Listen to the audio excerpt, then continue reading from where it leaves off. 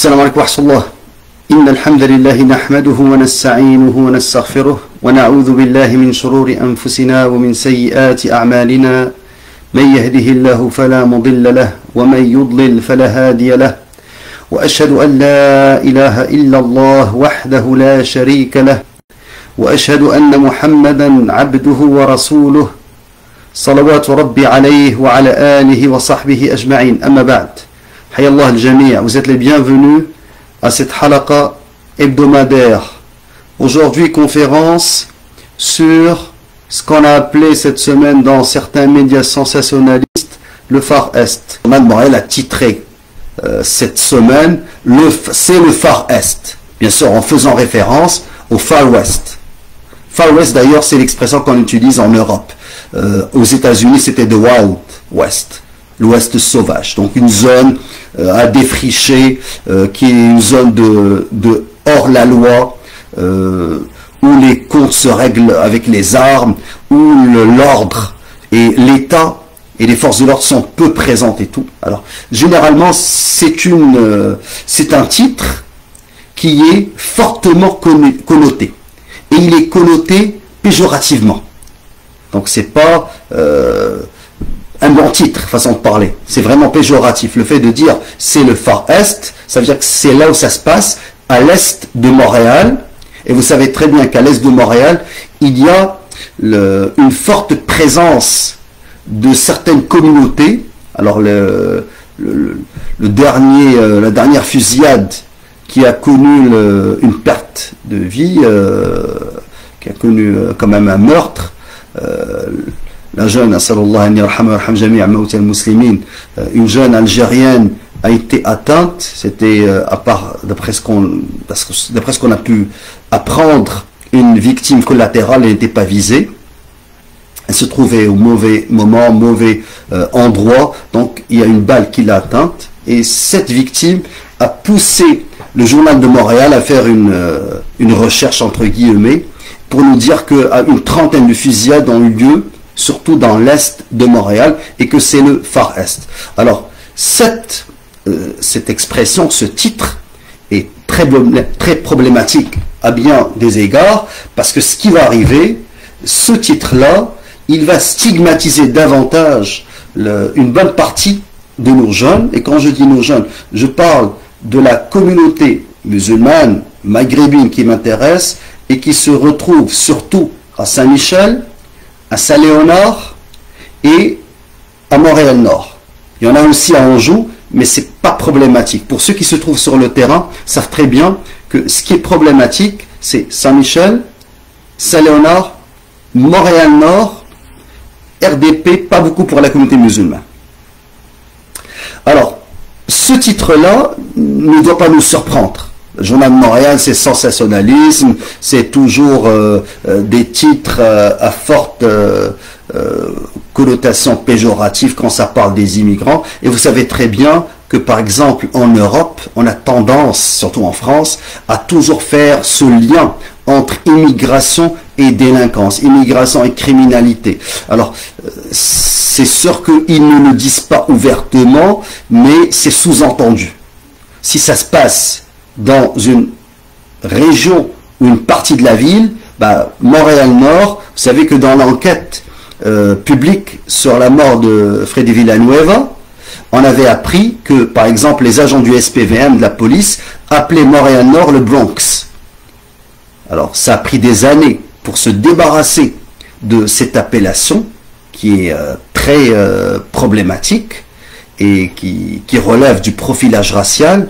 Alors, maintenant, certains m'ont écrit, j'ai lu attentivement vos commentaires, certains m'ont dit, on faudrait pas qu'on cache le soleil. C'est évident qu'il y a un problème de délinquance, de criminalité, une trentaine de fusillades. Je ne vous dis pas que je suis en train d'occulter le problème, au contraire, parce que si on nie qu'il y a un problème, on ne va pas le résoudre. Mais tout simplement, j'essaie de vous dire que l'approche adoptée par le journal de Montréal n'est pas la bonne solution, n'est pas la bonne approche, n'est pas le premier pas pour essayer de résoudre problème si problème il y a.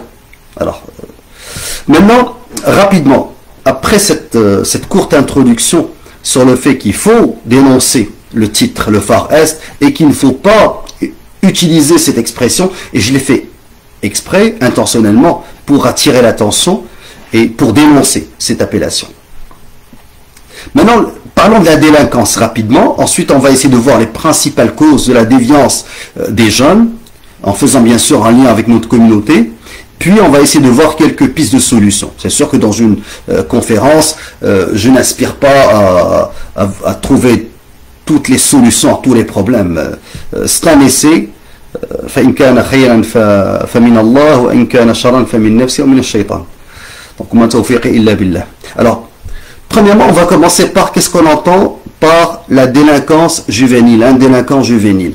Quand on vérifie la recherche scientifique, on trouve que au niveau juridique, la définition juridique d'un délinquant juvénile, c'est un jeune contrevenant, c'est-à-dire un jeune qui est âgé entre 12 à 17 ans, qui est encore mineur, il a dépassé l'enfance, donc c'est pour nous les musulmans, c'est le début de la puberté, jusqu'à 17 ans, qui est la suite d'une action en justice est trouvé coupable. Un délinquant, il a été délinquant juvénile, il a été trouvé coupable d'avoir enfreint la législation criminelle et qui, dès lors, il est sujet, ce jeune-là, à des peines fixées par un tribunal de la jeunesse. Donc, pour rappeler déjà quelqu'un délinquant, il faut qu'il ait été trouvé coupable par un tribunal de la jeunesse et il faut qu'il y ait ce jeune-là, qu'il ait un passé criminel, même s'il est jeune. C'est comme ça qu'on l'appelle au niveau juridique délinquant juvénile ou jeune contrevenant.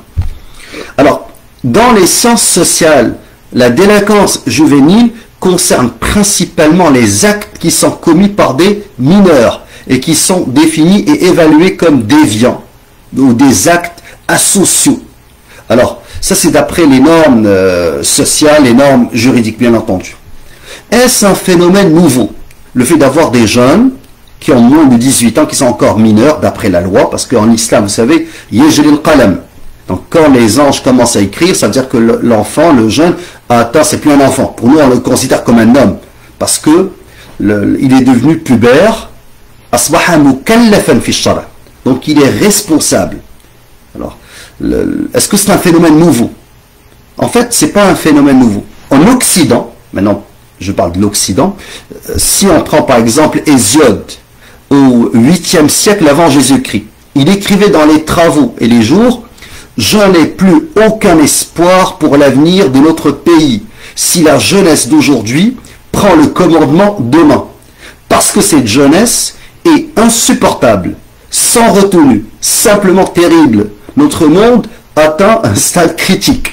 Les enfants n'écoutent plus leurs parents. » Alors ça a été écrit 8 siècles avant Jésus-Christ.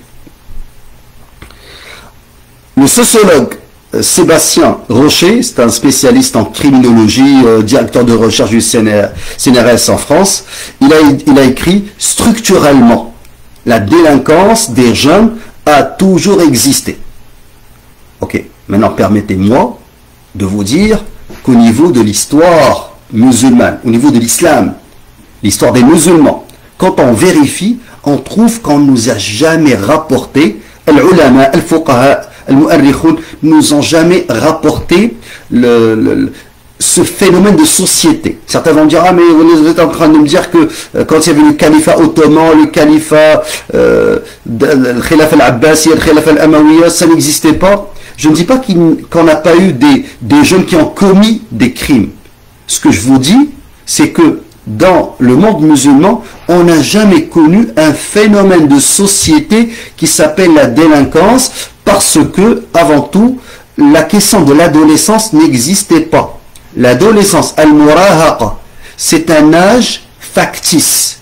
C'est un âge sociologique. C'est pas un âge qui existait. Donc c'est une tranche d'âge qui est apparue avec la modernité. Avant, on ne connaissait pas un ado. Le jeune, dès qu'il devenait, l'enfant, dès qu'il devenait pubère, il commençait à travailler, il gagnait sa vie, et vous savez très bien que l'oisiveté est la mère de tout vice. Qu'est-ce qu'un adolescent qui commence à mal tourner, qui n'est pas encore délinquant? C'est un jeune qui est à mi-chemin, qui est entre deux catégories. Il n'est pas vraiment enfant, il n'est pas adulte. Donc, il est traité comme un enfant, parce qu'il n'est pas responsable, il ne paye pas de loyer, paye pas de facture, il est devant son ordinateur, il est cellulaire à la main ou tablette à la main toute la journée, et ses parents fournissent la nourriture, ses parents paient le loyer, ses parents travaillent le jour, sa mère veille la nuit, lui, il ne fait rien. Il a le temps, il a les moyens, et on le traite presque comme un enfant, parce que même s'il est adulte, parce qu'il n'est pas responsable. C'est comme si l'adulte est celui qui est responsable. Avant, dans les sociétés traditionnelles, vous savez, il y avait ce qu'on appelle les rites d'initiation. Quand tu devenais adulte, on te demandait de prendre ta lance et d'aller tuer ton premier bison, façon de parler, en Amérique du Nord. En Afrique, c'était aller chasser, chez les Maasai ou certaines tribus. Donc il y avait ce qu'on appelle les rites d'initiation. Le jeune, il passait de l'enfant, qui était sous la protection de l'adulte, à un responsable qui peut gagner sa vie à la sueur de son front et qui devenait responsable. Donc, avec la modernité, on a eu un âge où des jeunes ne sont pas responsables, ne font rien. Ils s'amusent, ils ont du temps libre. Alors, si ces jeunes-là sont bien intégrés dans la société, dans leur milieu de vie, s'ils font du sport, s'ils sont aux études, s'ils performent au niveau académique, au niveau sportif, s'ils sont intégrés, occupés, généralement ça se passe bien. Mais s'ils sont désœuvrés, et ils n'ont rien à faire, mais l'occasion fait le larron, comme on dit. Alors, maintenant, rapidement, après avoir défini qu'est-ce que la délinquance, j'aimerais juste ajouter une petite information. Toujours parce que je ne vais pas vous exposer la recherche scientifique occidentale. Moi, ce qui m'intéresse avant tout, c'est notre dimension islamique. Bien entendu, je prends en considération la recherche qui est faite en criminologie, en sociologie. Je me suis tapé ça, rassurez-vous, et j'essaie de voir ce que nous dit Shara. Qu'est-ce qu'on entend, nous, les musulmans, par un délinquant? Nous, quand on parle de délinquant, la famille maghrébine, la famille musulmane, quand elle parle d'un délinquant, elle ne parle pas forcément de quelqu'un qui a été trouvé coupable. C'est pas un jeune contrevenant. Pour nous, un délinquant, c'est un adolescent qui a un comportement déviant. C'est-à-dire, il ne respecte pas les valeurs islamiques. Vulgarisons la chose, si un jeune affiche ses péchés, alcool, drogue, fornication, à ce moment-là, ce jeune-là, on le considère comme étant un délinquant. Mais si le jeune, il fait ses prières, et il est, comme on dit, il marche droit, sur le droit chemin, on ne le considère pas comme un délinquant. Donc ça se peut qu'un jeune performe bien à l'école, ce qui est rare, et il fume du pot, c'est-à-dire du hashish. Alors pour nous, on va le considérer comme étant délinquant, même s'il n'a pas commis un crime au sens de la loi, façon de parler. S'il a par exemple 18 ans et qu'il a le droit d'acheter maintenant, le pot est devenu légal au Canada. Alors jusqu'à une certaine, pour la consommation. Alors pour nous, on va quand même le considérer comme délinquant au niveau de la communauté. Alors ça c'est entre nous, notre définition. Maintenant passons aux causes. Vous savez, le réel, les sociologues qui nous disent, et ils ont raison, que le réel est complexe et que ça serait trop simpliste de prétendre pouvoir cerner pour un phénomène social toutes les causes. Dire ce phénomène social, voici ses causes et voici les solutions. C'est 1 plus 1 est égal 2. On ne parle pas d'une science exacte en sociologie parce que il y a plusieurs causes, plusieurs facteurs. Alors la recherche scientifique nous dit que la délinquance est multifactorielle. C'est-à-dire, il y a plusieurs facteurs qui entrent en compte et qui font en sorte que la personne, l'individu, devient délinquant. Alors, je vous dirais qu'à cet effet-là, la typologie généralement acceptée par les chercheurs classifie les facteurs de risque qui poussent le jeune à devenir, qui font en sorte que le jeune devienne un délinquant. Il classifie ces facteurs en fonction des domaines suivants. 1. Les caractères individuels. Chaque individu est unique. Il a des caractères. Ces caractères-là, c'est son taux d'agressivité, son tempérament. Alors, deuxièmement, la famille. Subhanallah. mu'assasa, qui est une institution. Troisièmement, l'école. Quatrièmement, les pères. Les pères, c'est ses fréquentations, soit dans le quartier, soit à l'école. Et cinquièmement, la collectivité, le milieu de vie, le quartier. Alors, ça c'est, les chercheurs, quand ils parlent des facteurs qui vont influencer le jeune, ils parlent de ces 5. Et il est aussi admis que ces facteurs de risque varient selon l'âge. C'est-à-dire, durant la préadolescence, quand le jeune est encore à la préadolescence, 11 ans, 12 ans, 13 ans, les facteurs de risque qui ont la plus grande incidence sont ceux qui agissent au sein même de la famille. Alors, c'est ce qu'ils nous disent. Je ne suis pas d'accord à 100%, je vais vous expliquer plus tard pourquoi, mais la recherche, c'est ce qu'elle dit. J'ai parcouru plusieurs recherches scientifiques qui nous disent que généralement, avec des bémols, durant la préadolescence, les facteurs de risque qui ont la plus grande incidence sont ceux qui agissent au sein de la famille. Vous savez, dans l'école primaire, la recherche scientifique en sciences de l'éducation nous dit que la plus grande influence vient de la maîtresse de l'école, l'enseignante. Il y a la famille, mais aussi l'enseignant, parce que l'enfant, il passe beaucoup de temps avec l'enseignante. Alors, que ce soit d'une manière positive ou négative, l'enseignante, elle a une grande influence. Et vers l'adolescence, ce n'est plus le prof, ce n'est plus l'enseignant qui a le plus grand impact, la plus grande incidence sur le jeune, mais ce sont ses camarades de classe, ses fréquentations. Donc, enfance, c'est famille, et surtout l'enseignante. Adolescence, c'est son cercle d'amis. Donc, que ce soit ses pairs à l'école, que ce soit ceux qui pratiquent ceux qui fréquentent dans le quartier. Alors, mais il y a aussi certains facteurs de risque, comme ceux qu'on appelle les facteurs de risque individuels, hyperactivité, anxiété, agressivité. Ceux-ci doivent être pris en considération à tous les âges. Alors, vous voyez très bien que c'est complexe, et le comportement humain est très complexe, subhanallah. Et Allah Azza wa Jalla nous dit kullu nafsin bima kasabat rahina.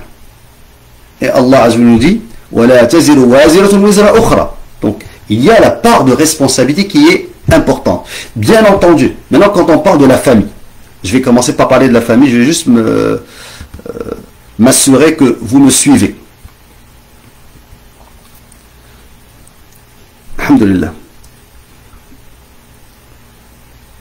Si vous me suivez de Montréal, que vous n'êtes pas de France, que vous êtes concerné en tant que jeune, en tant que parent, partagez, ça serait bien que cette conférence profite soit des jeunes, les 18, 24 ans qui dans quelques années vont être eux aussi parents, ou à des parents, subhanallah. Ça serait bien de partager la vidéo, c'est rare où je le demande, mais je pense, Allah, c'est important que les parents soient sensibilisés, et aussi que nos jeunes qui sont concernés par ce phénomène-là, parce que, subhanallah, en cherchant dans mes notes, je me suis rendu compte que au début de cette année, j'ai fait une khutbah, un prêche, lorsque le jeune Walid a été tué.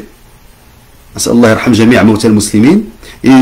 dans le prêche, j'ai dit première victime, premier homicide sur le territoire du SPVM de Montréal, un jeune de la communauté. Et je me suis rendu compte, subhanallah, qu'au début de l'année scolaire, en septembre, j'avais fait un autre prêche, une autre khutbah dans laquelle je disais l'année scolaire commence par un jeune qui a été tué.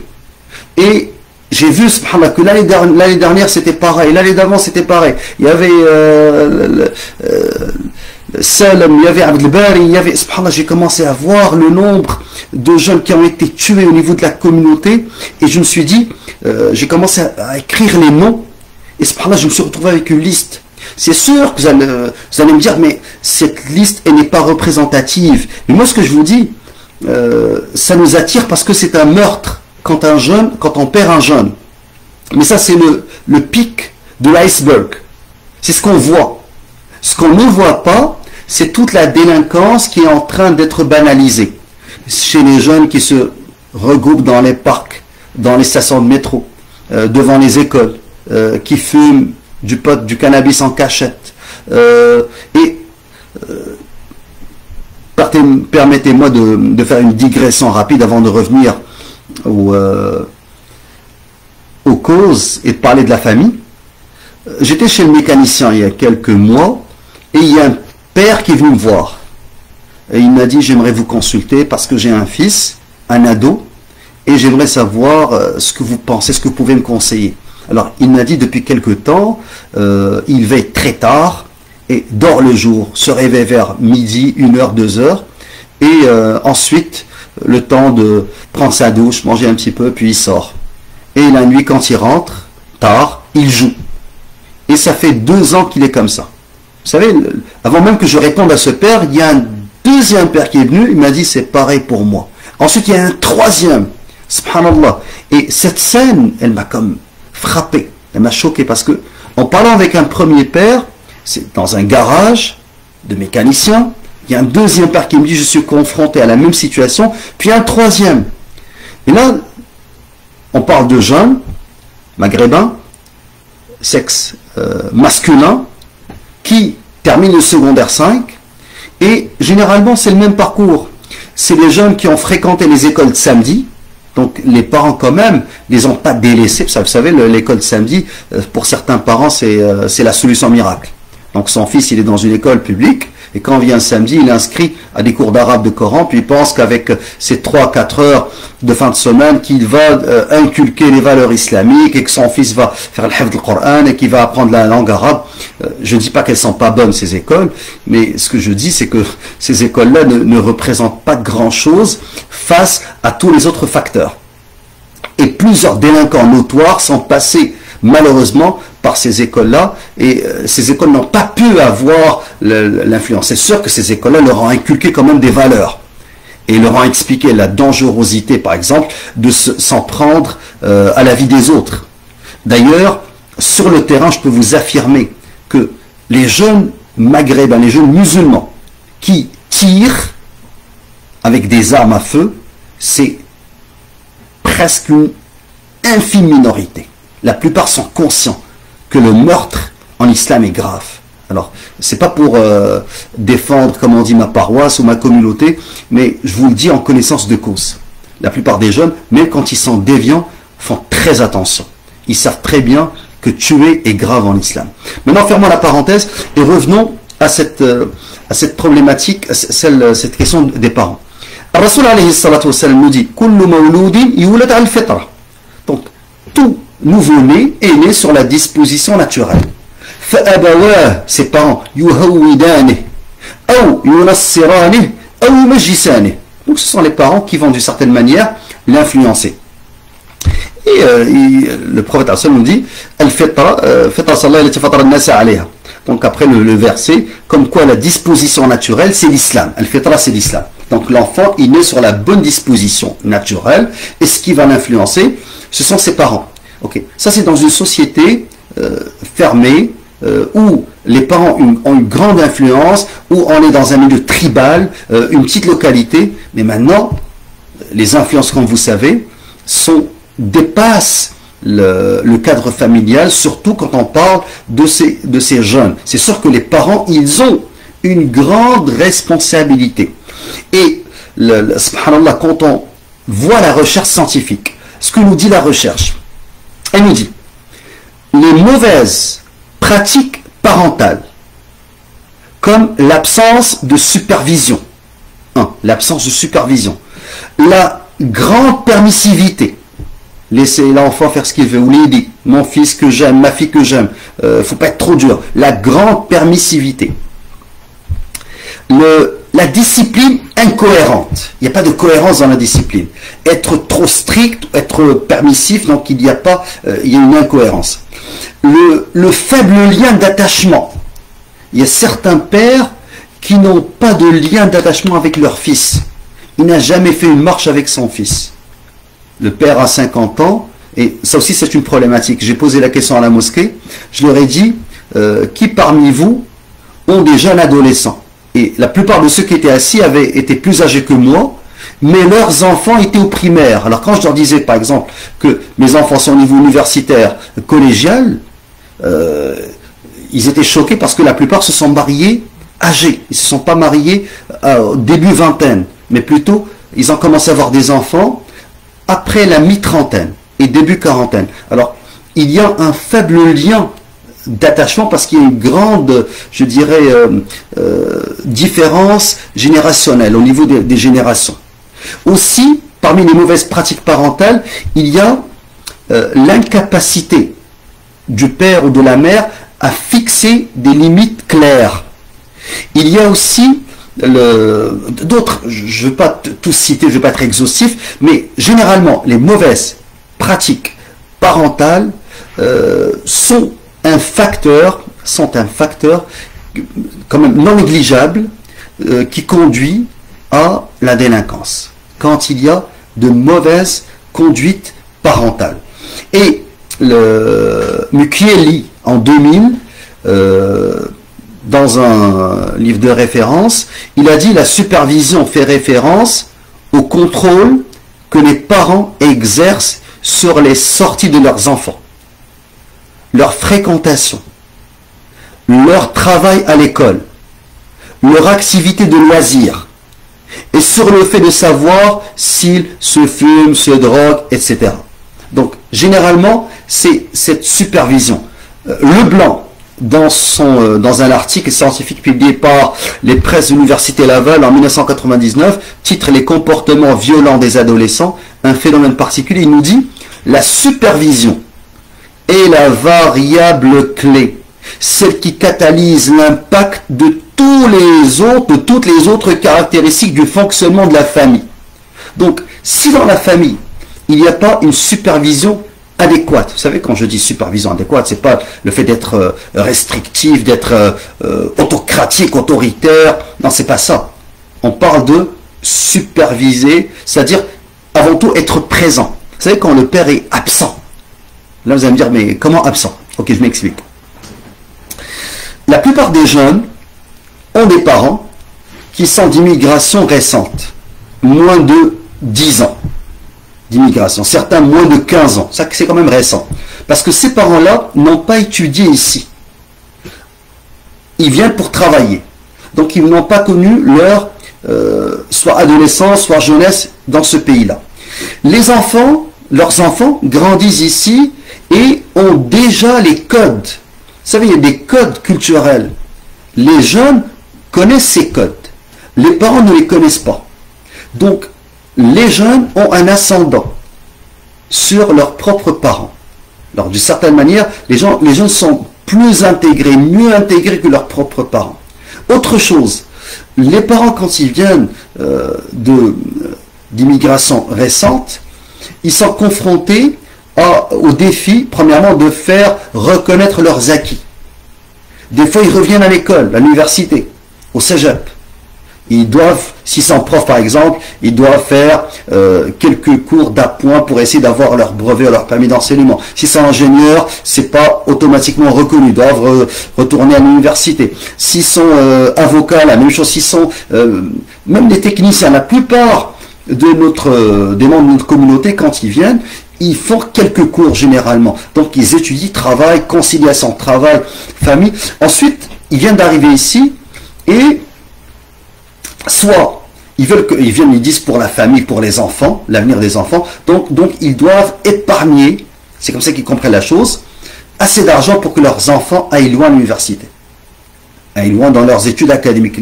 Ils veulent que leurs enfants soient quand même performants sur le plan académique.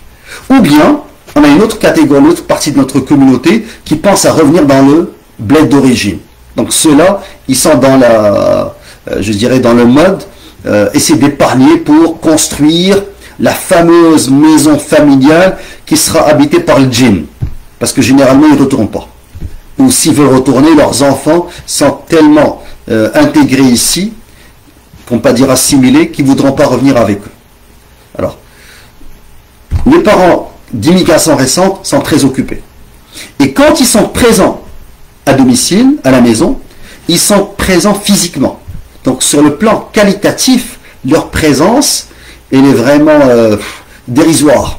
il est là, mais il n'est pas vraiment là. La mère, elle est là, mais dans sa cuisine. Le père, quand je parle avec ses parents-là, il me dit, ouh, on est toujours à la maison, on n'est pas du genre à partir chasser 2 jours ou à voyager, on est présent. Mais je leur dis, vous savez, la présence, c'est une présence avant tout qualitative et non pas quantitative. Tu peux passer une journée, mais ton fils est dans sa chambre, ou ta fille est dans la sienne, et toi tu es dans ton salon, puis ta femme est dans sa cuisine. Ça ne règle pas grand-chose. Alors, faudrait que les parents soient conscients, soient présents, et qu'ils ne pensent pas que ça va être l'école, ou l'école de fin de semaine, ou la mosquée, qui va éduquer leurs enfants. Non, non. Ils sont les premiers responsables de l'éducation. Regardez bien, je dis les enfants, je ne dis pas les ados. Parce que les adolescents, une fois qu'ils sont pubères, al-qalam yajri, ils sont responsables. Allah Azza wa Jalla dit Ya ayyuhalladhina amanu qu anfusakum wa ahlikum naran waquduha an-nas wal hijara عليها ملائكة غلاظ شداد لا يعصون الله ما أمرهم ويفعلون ما يؤمرون. Donc subhanallah, tahdid, wa'id shadid. Allah nous dit, en tant que parents, nous avons une grande responsabilité pour préserver nos propres personnes et ceux qui sont sous notre autorité du feu de l'enfer. Alors, il y a cette responsabilité qu'on ne doit pas, bien entendu, Nuh alayhi salam ne sera pas responsable du fait que son fils, lorsqu'il lui a dit « Abunay yarkab ma'ana » viens avec nous dans l'arche pour te sauver, il a dit « Inni sa'awi la jabalin ya'simuni min al-ma » Alors, je vais aller sur une montagne pour me préserver de l'eau, des flots, quand il y a eu le déluge. Donc, il ne sera pas responsable de ce fils-là qui lui a désobéi, parce qu'il a fait ce qu'il devait faire. Alors, moi, je parle des parents qui ne font pas leur devoir, qui sont soit absents physiquement, soit absents au niveau qualitatif, ils sont présents physiquement, mais soit ils sont ignorants des codes culturels, ce qui se passe dans les écoles, ce qui se passe dans les parcs, ce qui se passe dans les métros. Et plusieurs parents, comme s'il était au bled, il dit à son fils, tu peux aller jouer au parc. Il ne sait pas que ceux qui ont appris à fumer généralement, ont appris à fumer soit dans les parcs, soit à la sortie de l'école, soit dans les stations de métro. Alors, c'est l'endroit où les enfants ne doivent pas être présents à un jeune âge sans qu'il y ait une supervision. Alors, autre chose.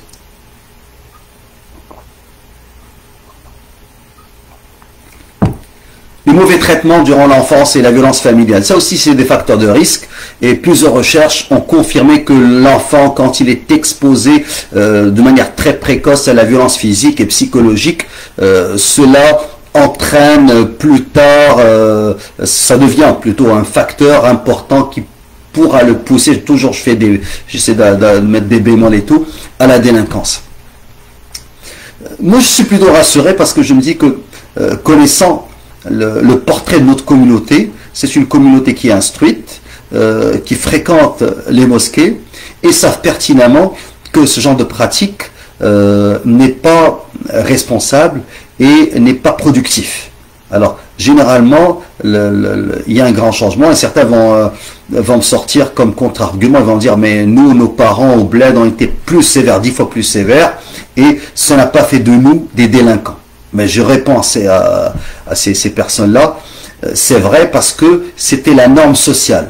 C'est comme ça qu'agissaient les parents. Mais quand le père ou la mère, ce qui est rare chez nous, mais qui peut exister dans certaines communautés, est sévère et qu'il utilise pas la force nécessaire, mais la violence contre ces enfants-là, et que dans la société, ce n'est pas la norme.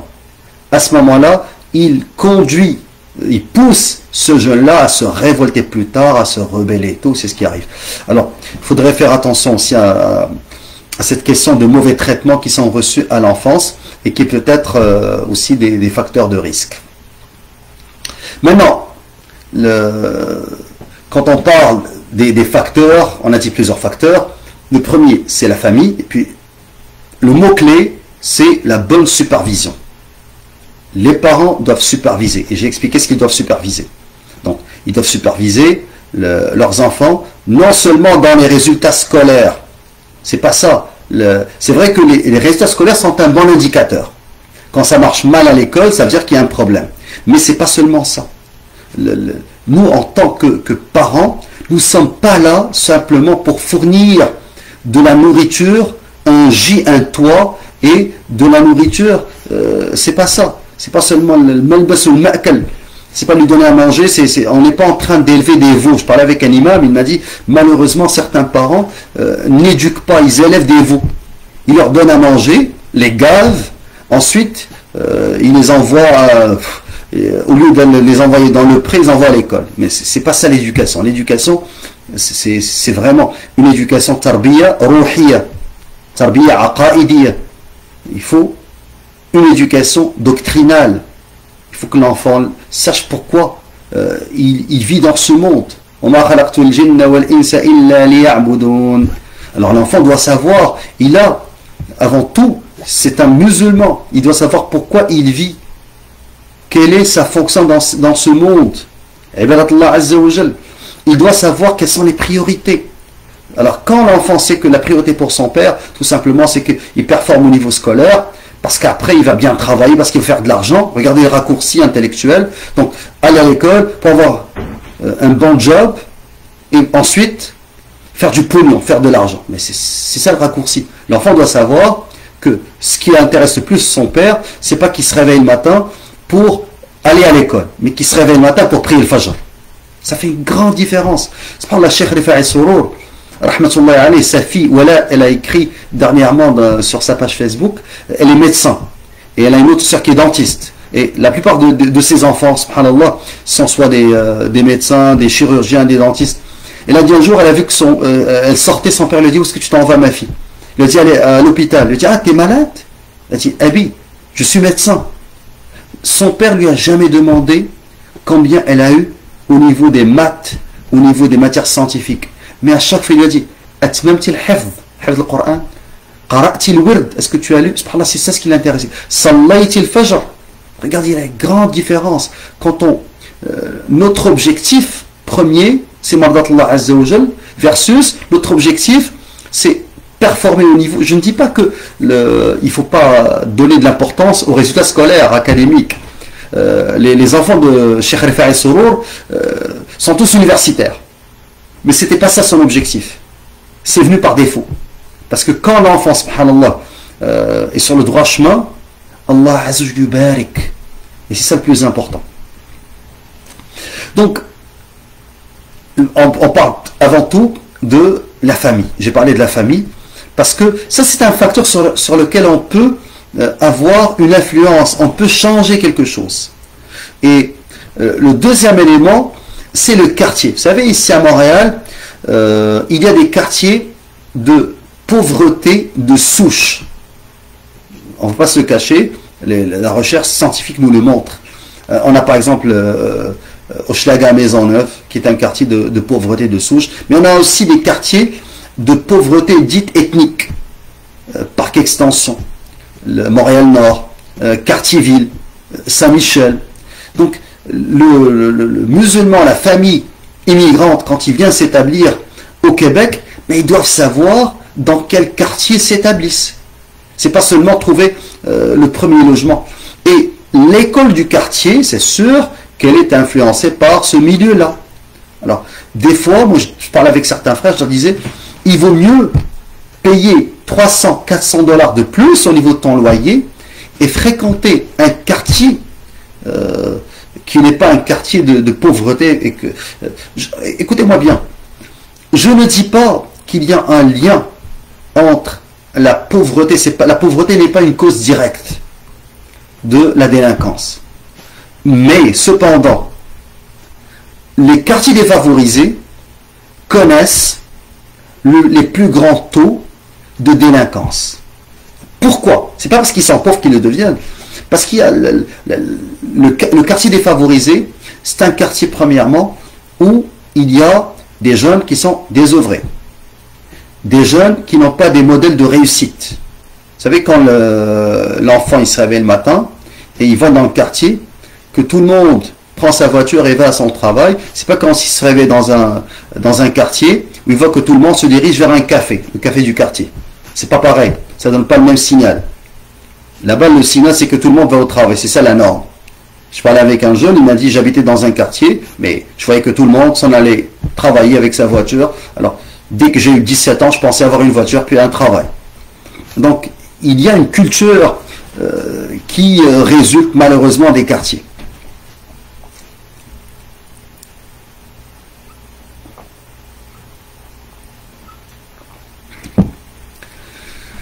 Alors, quand on parle de quartier, qu'est-ce que nous dit la recherche scientifique? Prenons par exemple Browning et Leber, 1999, Highlights of Findings from the Pittsburgh Youth Study. Ça, c'est une recherche qui a été faite pour le compte du Department of Justice, Office of Juvenile and Justice and Delinquency Prevention. Donc, aux États-Unis, cette étude nous dit que vivre dans un quartier défavorisé double les risques de délinquance. Il n'y a pas seulement cette étude, il y a d'autres études. Smith, 2004, Parenting and Delinquency at Ages 12 to 15, the Edinburgh Study of Youth, Transition and Crime. Alors, qu'est-ce qu'il nous dit? Il souligne que le fonctionnement de la famille est influencé par le contexte social environnant, le quartier. Alors, je résume ce que nous dit la recherche scientifique.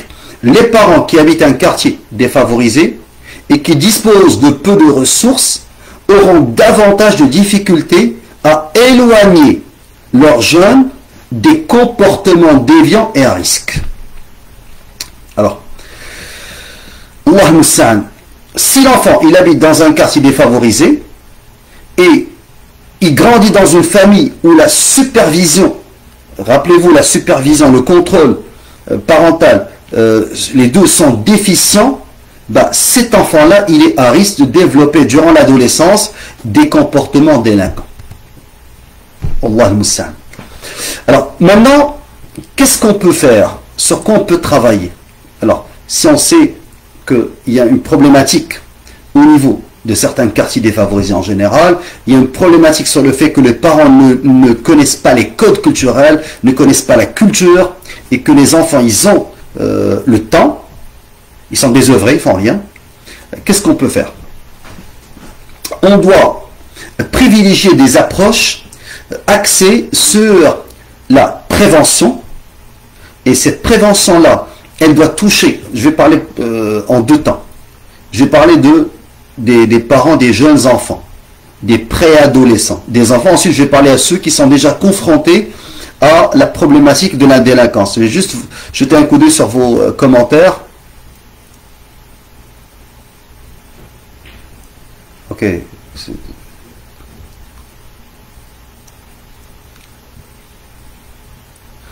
Juste pour avancer, je lirai plus tard les commentaires. Inch'Allah, j'essaierai de répondre aux questions. Je vais essayer d'avancer au niveau des solutions, parce que ça fait quand même un bout de temps que je parle. Je ne veux pas que ce soit trop long. Déjà, on a dépassé 45 minutes.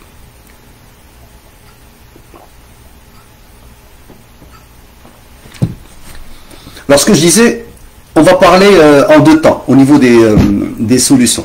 La première, elle serait une solution axée sur la prévention. Et la prévention au niveau des familles, et ce, en formant les familles. Il faudrait vraiment qu'on montre aux parents à utiliser des techniques de discipline adéquates.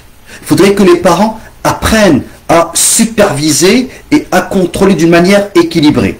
Il faudrait apprendre aux parents comment établir des limites claires et cohérentes aux enfants, aux jeunes qui ne respectent pas les consignes. Il faudrait apprendre aux parents comment développer un sentiment d'attachement, subhanallah, avec leur enfant. Il y a un frère qui me racontait que son père, qui avait plus de 80 ans, est venu du Maroc, lui rendre visite. Ils sont partis dans un team, boire un café, puis ils en parlaient pendant à peu près 2 heures. Puis il y a une vieille qui les a approchés, il dit, monsieur, ça c'est votre père? Il a dit oui. Il dit, mais ça fait, je vous observe depuis à peu près 2 heures, vous êtes en train de jaser ensemble, de parler ensemble. Il a dit oui, c'est mon père. On peut prendre un café, un thé, puis parler pendant des heures. C'est un ami.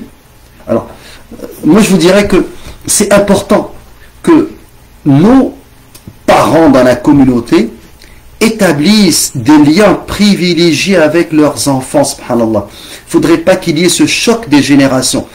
Salaf ne le connaissait pas. ton fils, à un certain moment, ça devient ton ami. Alors, il faudrait qu'il y ait un dialogue. Malheureusement, aujourd'hui, le dialogue est inexistant dans nos familles. Alors, il faudrait apprendre à dialoguer. Il faudrait apprendre, et ça c'est dès l'enfance. Le parent, il ne peut pas seulement envoyer ses enfants à l'école, et puis il va travailler, puis il dit l'éducation se fera par elle-même. Non, c'est faux. Ici, il n'y a personne qui va t'aider à éduquer ton fils. Il n'y a ni grand-père, ni oncle, ni voisin, ni cheikh. C'est chacun pour soi, Allah musta'an. On fait ce qu'on peut au niveau des mosquées, mais le parent doit être responsable. Alors, les formations des parents peuvent se dérouler dans les mosquées.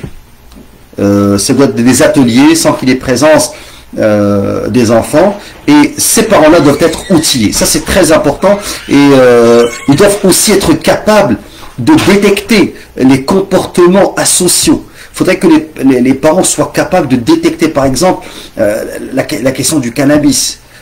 Savoir à quel âge les enfants commencent à fumer. Ça, c'est important. Je ne dis pas que vos enfants le font, mais il faut qu'ils soient conscients, qu'ils comprennent. Je donne l'exemple d'une célébrité au Québec, je ne citerai pas le nom. Quand sa mère est morte, son père c'est un millionnaire, il l'a confié à une famille qui habite à Ahuntsic. Et cette famille, c'est une famille nombreuse. Puis il lui dit, mon père est riche, mais il m'a confié une famille qui avait à peu près 9 enfants pour que je sois éduqué dans cette famille-là, que je vive avec eux. Et j'écoute à la radio ce père de famille qui a éduqué, hébergé ce jeune fils de millionnaire. Il leur dit, comment vous avez fait pour l'éduquer? Ben, il a dit, en lui évitant 2 endroits. Les centres commerciaux et les parcs. Il a dit pourquoi? Il a dit parce que dans les parcs, les jeunes apprennent à fumer. Et dans les centres commerciaux, ils apprennent à voler. Parce qu'ils lèchent les vitrines, n'ont pas les moyens d'acheter. Et vous savez qu'aujourd'hui, on est dans une culture du paraître. Le jeune, il porte un blouson qui vaut 1000 $. Il porte des running shoes, des espadrilles qui valent 200, 300 $. Leurs chaussures, c'est 300 $. La montre, le cellulaire. Donc les jeunes sont vraiment dans la consommation. Et comme ils n'ont pas les moyens, mais l'occasion fait le larron. Alors lui, il a dit, regardez, ça c'est pas un musulman. Et il a dit, je faisais tout. Je l'ai intégré dans une équipe de hockey. Donc il jouait au sport et je le tenais occupé. C'est ça, je dirais, la solution miracle. L'enfant doit être occupé, doit être responsable. Même au niveau de la maison. Le petit, connaissant les parents maghrébins, le père sort les vidanges, les ordures, le recyclage, la mère elle fait tout, les jeunes sont en train de jouer. Non, il faut impliquer, il faut responsabiliser l'enfant dès son jeune âge. Bien sûr, il a le droit de jouer et tout, mais rendu à un certain âge, il doit commencer à accomplir des tâches lui aussi, il doit se sentir responsable dans la gestion quotidienne du domicile. C'est chez lui et il est aussi responsable. Alors, il faut développer aussi les habiletés des parents dans la résolution de problèmes. Comment résoudre un problème? Comment résoudre les conflits? Toutes ces formations-là peuvent être données dans les centres communautaires, dans les mosquées. Et Fadla Azzawajal, plusieurs intervenants sur le terrain sont bien outillés. Alors il faudrait que les parents aussi viennent et revendiquent et demandent ces formations-là. Alors,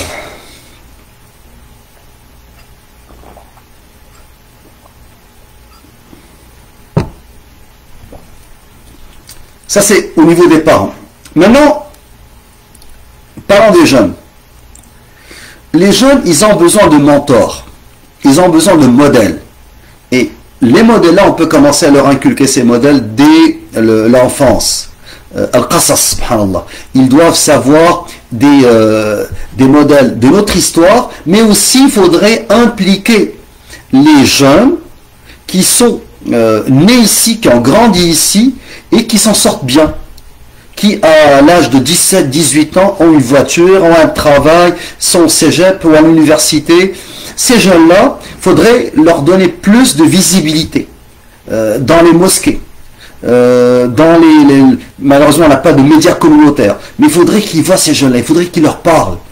Il faudrait plus que... Vous savez, prenons un exemple concret.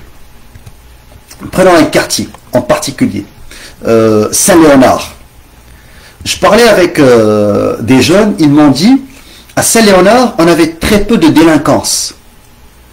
Aujourd'hui, on n'a pas une délinquance qui touche à la vente d'armes à feu, de drogue, mais on a quand même un début de phénomène. Ce phénomène-là, il s'est développé durant les dernières années parce que on a eu l'apparition de jeunes rappeurs. Et ces jeunes rappeurs-là, ils ont exposé des armes à feu dans leurs clips, l'argent sale, facile, les filles, les voitures. Et ces jeunes-là sont devenus comme des mentors, des modèles à suivre. Alors, ils sont connus. Vous savez, les gens ne sont pas visibles sont pas présents sur Facebook. Ils sont sur Instagram, sur Snapchat, surtout. D'autres réseaux sociaux de gens TikTok, peut-être plus pour les filles. Alors, ces jeunes-là, sur Instagram, sur Snapchat et tout, ils sont présents et exposent fric, argent, armes, filles, voitures de luxe. Alors, à Saint-Léonard, dans un quartier qui n'est pas un quartier défavorisé, qui est un quartier de, je dirais, de classe moyenne, avec des parents, ça fait des commissions scolaires quand ils classifient les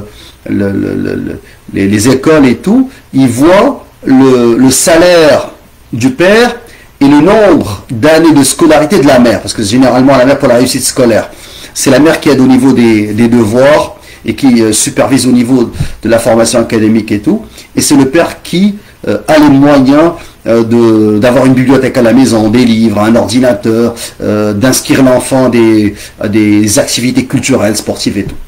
Alors, Saint-Léonard, ça serait un quartier, normalement, classe moyenne. Et dernièrement, quand je parle avec les jeunes présents sur le terrain, ils me disent qu'il y a de plus en plus de problèmes à Saint-Léonard. Alors, pourquoi il y a des problèmes? Parce qu'il y a eu un rappeur, un deuxième rappeur, qui ont influencé, via les réseaux sociaux, sont devenus des influenceurs, plusieurs autres jeunes. Alors, il faudrait que nos jeunes voient d'autres mentors, d'autres modèles. À part ce qu'on leur raconte dans Sira, dans le Qasas al-Qur'ani, mais il faudrait aussi, quand ils viennent à la mosquée, voir des jeunes de 17 ans, de 18 ans, bien intégrés, qui peuvent, d'une certaine manière, les attirer vers le droit chemin, leur montrer qu'on peut gagner sa vie, qu'on peut avoir un travail et faire de l'argent, que ça serait stupide. Bien sûr, on va parler de ce qui est haram, on va citer les textes, l'imam peut faire ça, mais le jeune, il va lui parler dans son langage. Il va dire, écoute, tu vas acheter un gun, une arme de poing, combien? À 500, à 1000, à 1500, à 2000 dollars pour voler 200 dollars, 1000 dollars, tu te retrouves en prison avec un casier judiciaire et ça te coûte le triple pour payer un avocat et tu détruis ta vie. Il faudrait vraiment leur parler d'une manière crue. Ça, il y a un prof qui me disait, une fois, dans une école secondaire, il a fait visionner un film à ses élèves. Et ce film-là parlait de jeunes délinquants. Et le prof pensait, il se pensait malin, il a dit, je vais leur montrer un film où les jeunes finissent en prison. L'un d'eux est violé en prison et il a tout perdu. Il a dit, moi je pensais qu'à la fin, que les jeunes vont tous me dire, ah, c'est un chemin à ne pas emprunter. Mais il a été stupéfait par le fait que lorsque le film était terminé, plusieurs jeunes ont commencé à lancer des yo man et à faire des signes de gangsters.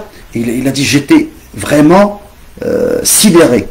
Parce que moi je pensais leur faire peur, et au contraire, plusieurs jeunes du groupe ont valorisé la prison, ont valorisé, au lieu d'avoir peur, au contraire, ils ont valorisé ce monde-là. Ils ont commencé à poser des questions, comment ça se passait, Alors, faites très attention, parce que comme j'ai dit, il ne faut pas exposer le jeune à ce qui peut l'influencer, mais au contraire, il faut, négativement bien entendu, parlant. Il faudrait l'exposer, parce qu'à un certain moment, on faisait venir des repentis, qui faisaient des discours dans les mosquées.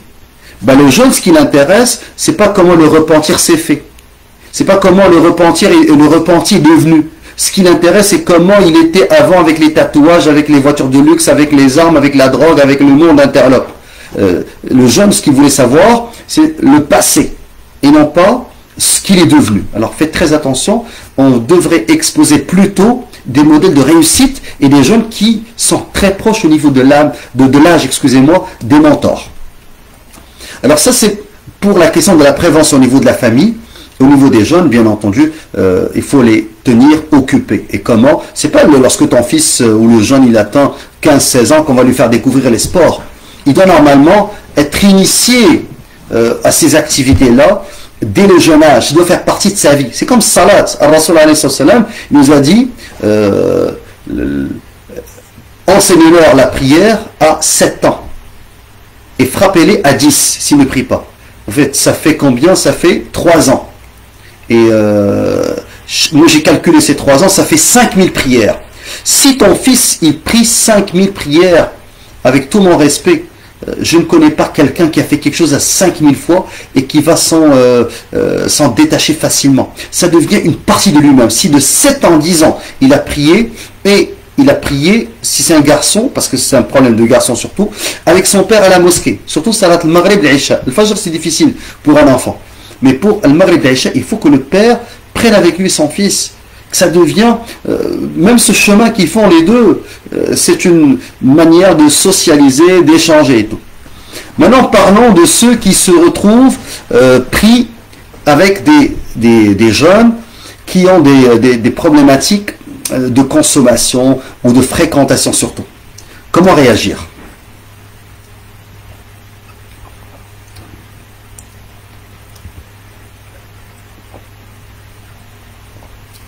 Permettez-moi de vous citer un hadith. Hadith Abu Sa'id al-Khudri, radiyallahu anhu. Ce hadith est authentique, il est dans Sahih Bukhari ou Muslim. Je vous cite la version de Sahih Muslim. Rasul alayhi salatu wassalam, il a dit Kana fi man kana qablakum. Il y avait parmi ceux qui étaient avant vous, il parle de Bani Israël, les fils d'Israël.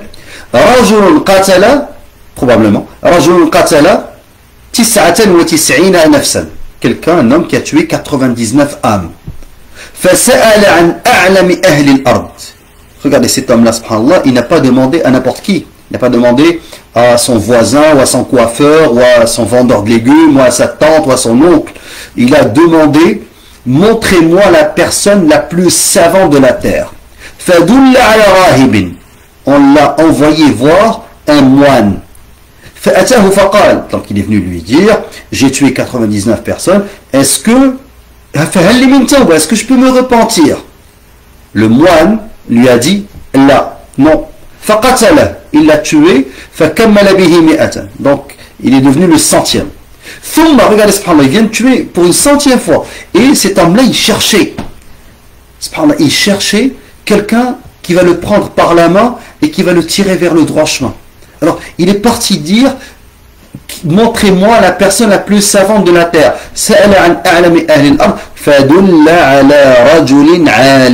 Cette fois-ci, ce n'est pas un rahib, un moine, mais un alim, un savant. La différence entre ceux qui savent et ceux qui ne savent pas. Donc, le premier ne connaissait pas la société. Un moine isolé dans sa tour, en train d'adorer Allah Azza wa Jal. Quelqu'un est dans sa tour d'ivoire, comme on dit. Alors, une sorte d'ascète, d'ermite. Celui-là, il ne connaît pas la nature humaine. Le deuxième, il connaît l'ilm shara'i, puis il connaît les gens. Il n'est pas isolé. Il a ces deux sciences, ces deux connaissances. La connaissance du Coran ou Sunna, l'ilm shara'i, et la connaissance de l'waqi', le réel. Alors, lui, qu'est-ce qu'il lui a dit? Il lui a dit, Naam, oui. Mais regardez, subhanallah, Naam, le repentir, c'est le passé. Maintenant, il va lui parler de l'avenir. Il a dit, ensuite, il lui a donné un ordre. Il a dit, va, il a ardi kada wa kada. Change de terre, va dans une autre terre. Va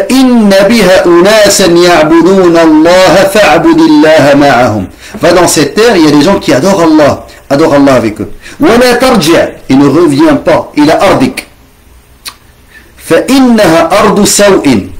Regardez, subhanallah, c'est une terre qui est mauvaise.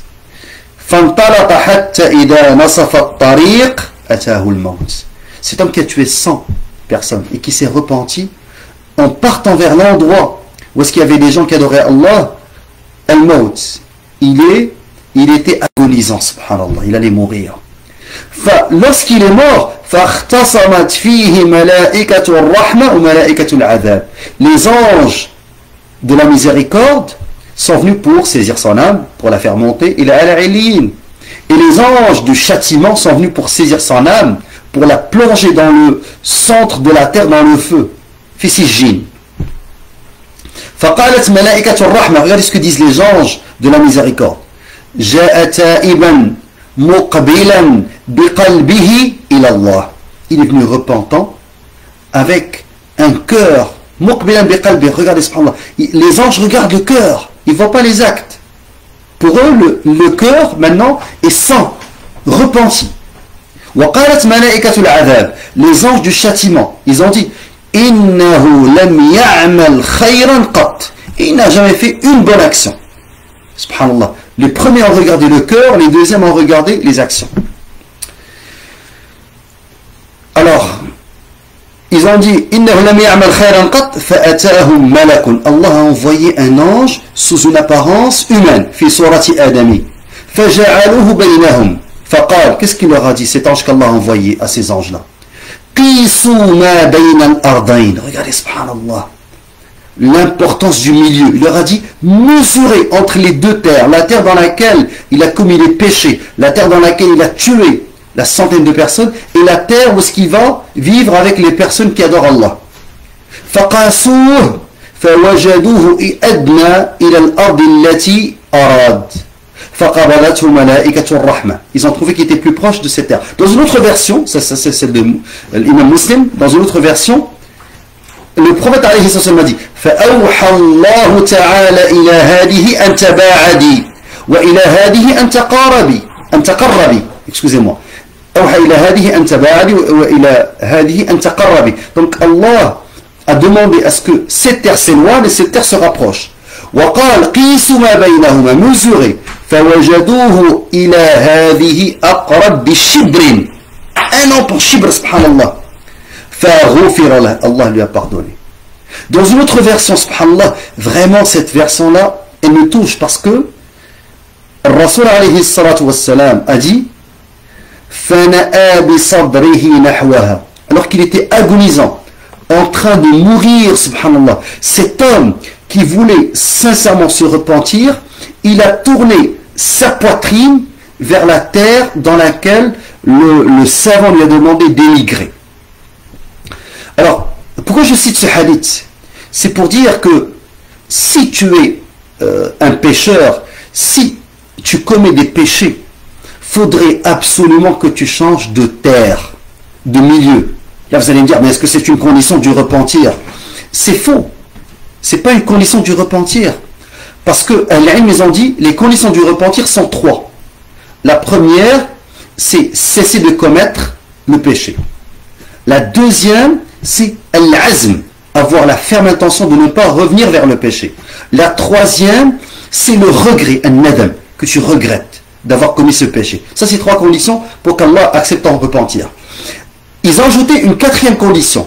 Si le péché concerne quelqu'un, exemple, tu étais avec un ami, puis vous étiez en train de médire d'un autre, la médisance, al-riba. Alors, à ce moment-là, pour que Allah accepte ton repentir, il faudrait que cette personne te pardonne.